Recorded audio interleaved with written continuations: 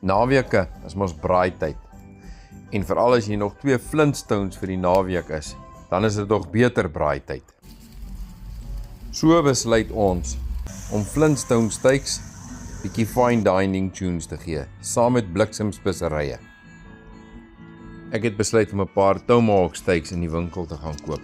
Wat nou beter vir pa en seun om so iets lekker saam te doen. Hierdie stukke steak is seker 'n goeie 2 cm dik, so hy moet goed gespissery word. En dis waar ek hierdie speserye gaan gebruik. Soms is dit beter om die speserye in jou hand te vat en net lekker in te smeer in daardie vleis en laat hy daai geure kan kry. Vir groente het ek besluit ek gaan murgpompoentjies, die patty pans, gaan braai op die vuur. En daar gaan hierdie vleis nou op die vuur. Hulle is swaar. Hulle is seker 'n goeie deel van 'n 1,5-2 kg party van hulle swaar. So jy draai hom nou sommer net so om nie. En hulle vat 'n rukkie om gaar te word. 'n Lekker Flintstone vuur wat ek gemaak het daarbo. En hier begin hierdie vleise nou sizzle. Kyk net as ek hom omdraai.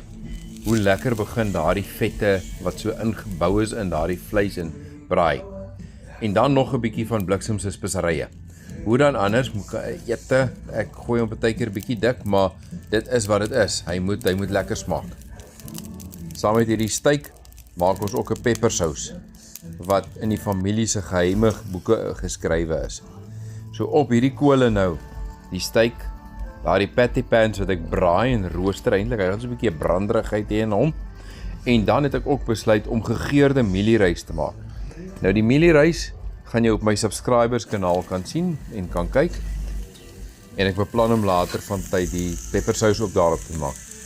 Kyk net hoe braai hierdie goeters nou. Hierdie vette wat so ingebou is in hierdie beeste in mag maar, hoor. Terwyl hierdie Flintstone steaks dan nou so kruisbeen lê, begin ek nou hierdie murgpompoentjies afhaal. Daar sal ek kyk hulle lekker bruin gebrand en dan is dit tyd om hierdie 2 stukke steak af te haal, reg om te eet. Hierdie steak gaan nou op 'n gegote yster steakbord wat warm is.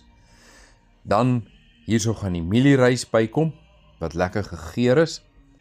En dan die murgpompoentjies gaan ek geur met my chili sous of my chili stroop, soos ek daarvan praat. Dink nou net daai murgpompoentjies met so soeterigheid wat brand en dan 'n heerlike pepersous. Dis nie 'n warm pepersous nie, hy's 'n romerige pepersous. En soos ek sê, op 'n stadium sal hy ook op my subscribers kanaal as jy aansluit, sal hy daar geplaas word. Geniet dit.